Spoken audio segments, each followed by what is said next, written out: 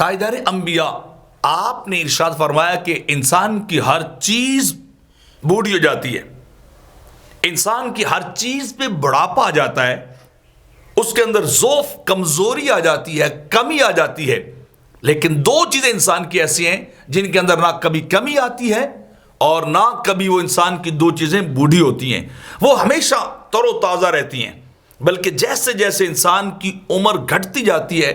عمر کم ہوتی جاتی ہے، تو اس کی وہ دو چیزیں بڑھتی جاتی ہیں، اور وہ دو چیزیں میرے آقا فرماتے ہیں کہ انسان کی ہرس اور انسان کی لمبی لمبی امیدیں،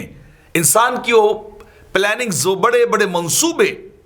وہ اس کی فیوچر پلاننگز ہوتی ہے، اس کے ٹارگٹس اور گولز آف لائف ہوتے ہیں، جو جیسے جیسے زندگی کم ہوتی جا رہی ہے وہ بڑھتے جا رہے ہیں،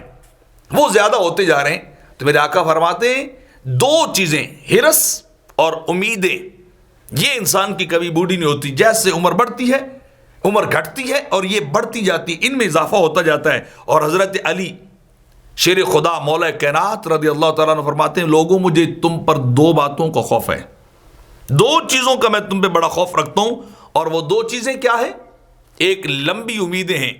دوسرا انسان کی وہ بڑی بڑی خواہشات ہیں، بڑے بڑے وہ منصوبے ہیں انسان کی، وہ دو چیزیں ایسی جن کا میں تم پہ خوف رکھتا ہوں، چونکہ لمبی امیدیں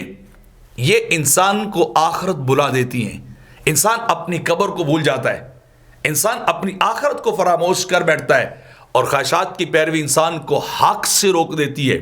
خواہشات انسان کو حق کی اتباع سے روک دیتی ہیں۔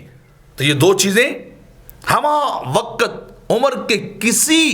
بھی مرحلے پر کبھی کمزور بوڑھی نہیں ہوتی، انسان خود کمزور ہو جاتا ہے، خود انسان بوڑھا ہو جاتا ہے، خود ضعف اور ویکنس کا شکار ہو جاتا ہے، لیکن ہرس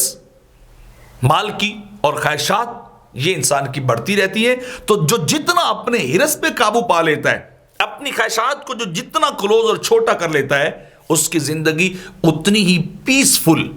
آرام دہ، پرسکون ہو جاتی ہے، اور جس کی زندگی پرسکون ہو جاتی ہے اس کی آخرت بہتر ہو جاتی ہے۔